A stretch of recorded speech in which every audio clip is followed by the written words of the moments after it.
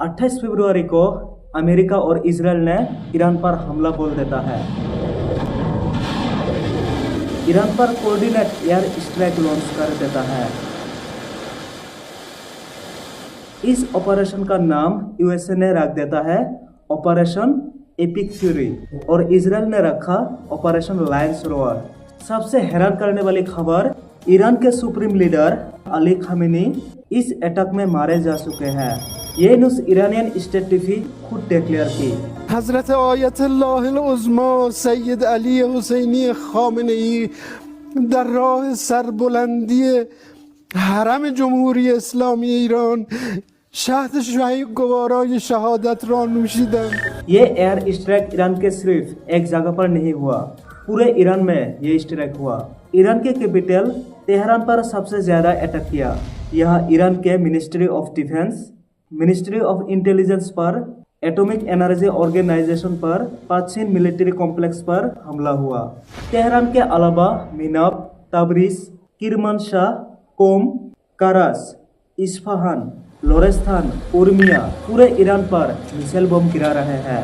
अभी के खबरों के हिसाब से सब मिलाकर टोटल में 747 लोग इंजर्ड हुए और 201 लोग मारे जा चुके हैं।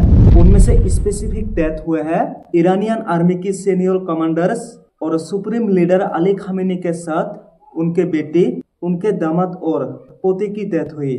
इनके डेथ की खबर सुन के कुछ लोग रो रहे हैं और कुछ लोग इसका जश्न मना रहे हैं। यूएसए का कहना है ये स्ट्राइक कई दिनों तक चलेगा। They're going to destroy their missiles and raise their missile industry to the ground. It will be totally again obliterated. Israel ने ईरान के मिनाब की शाजारेह तायबे गर्ल्स स्कूल पर मिसाइल गिरने की वजह से 100 के करीब बच्चे मारे जा चुकी है और तुरंत ईरान भी इसका जवाब देने लगे। ईरान भी मिसाइल ड्रोन से अटैक करने लगे।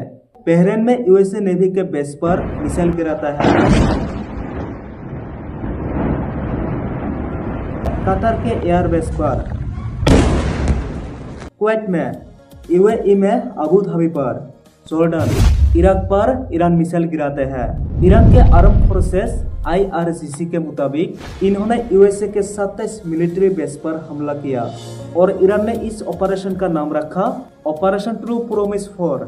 ईरान ने हमला सिर्फ मिलिट्री एरिया में ही नहीं की, कई सिविलियन एरिया में भी की, कुछ गल्फ कंट्री में भी की, जैसे बहरीन, दुबई, कुवैत में एयरपोर्ट और 5 स्टार होटल में भी मिसाइल गिराई। लेकिन इसमें कोई भी लोग मारे नहीं गए, लेकिन इंजर्ड जरूर हुए। रिपोर्ट के मुताबिक इन एरिया में जानबूझकर मिसाइल नहीं गिराए, लेकिन इजराइल के डिफेंस ऑफिशियल अकाउंट के मुताबिक इजराइल ने जानबूझकर ईरान पर मिसाइल गिराया। उन्होंने कहते हैं Israel has the right to defence itself, जो देख के लगता है इसका प्लानिंग बहुत पहले से ही चल रहा था। 7 दिसंबर 2025 में ईरान का इकोनॉमी गिर गई थी। इसकी वजह से ईरान में करेंसी कोलैप्स हुआ और इसका इफेक्ट में इंपोर्ट महंगा हुआ, फूड प्राइसेस शूट अप हुआ, लोग पैनिक में डॉलर खरीदने लगे, इन्फ्लेशन और ज्यादा हाई अप हुआ। इन्फ्लेशन 40% से ज्यादा हो गई, फूड इन्फ्लेशन 70% तक हाई हो गई, लोग अपनी खाना खरीद नहीं पा रहे थे। ये सिचुएशन ईरान में सबसे बड़े प्रोटेस्ट की शुरुआत की। लोग 7 दिसंबर को इकोनॉमिक क्राइसिस, करप्शन और गवर्नमेंट पॉलिसीज के खिलाफ सड़कों पर उतरे और जनवरी तक ये प्रोटेस्ट पूरे देश में फैल गए। ये बात बाहर ना निकले इसलिए ईरान के सरकार ने इंटरनेट ब्लैकआउट लगाया, मोबाइल नेटवर्क रद्द की और जनवरी के फर्स्ट वीक के बाद सबसे ज्यादा क्रैकडाउन हुआ क्योंकि सिक्योरिटी फोर्सेस ने प्रोटेस्टर्स के ऊपर tear gas, live bullets, rubber bullets firing करने लगे, बाजारों में आग भी लगा दी। ईरान के सरकार ने अपने ही लोगों पर गोलियां चलवाई, जिसमें 35,000 से भी ज्यादा लोग मारे गए और ट्रम्प इसके रेस्पॉन्स में कहा हेल्प इज ऑन इट्स वे। और ईरान की सिचुएशन को देखते हुए ईरानियन लोगों पर हमदर्दी दिखाते हुए ट्रम्प ने और एक ट्वीट करते हैं कि when we are finished take over your government. कहते हैं ये ईरान के डिक्टेटरशिप को हटाएंगे और इजराइल ने रोटर्स को बताया कि ये अटैक की प्लानिंग महीनों से चल रहे थे। ये शायद कोइंसिडेंटली हुआ कि नरेंद्र मोदी अटैक के सिर्फ 2 दिन पहले इजराइल से वापस आए।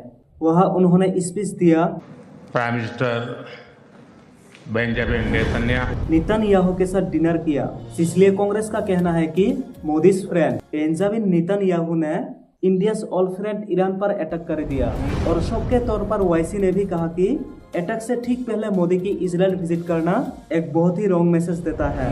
यूएस और इजराइल के जॉइंट अटैक से ईरान का सुप्रीम लीडर अली खामेनी की मौत हुई। अब हालत बहुत गंभीर है, तो आगे क्या होगा ये बाद में ही पता चलेगा।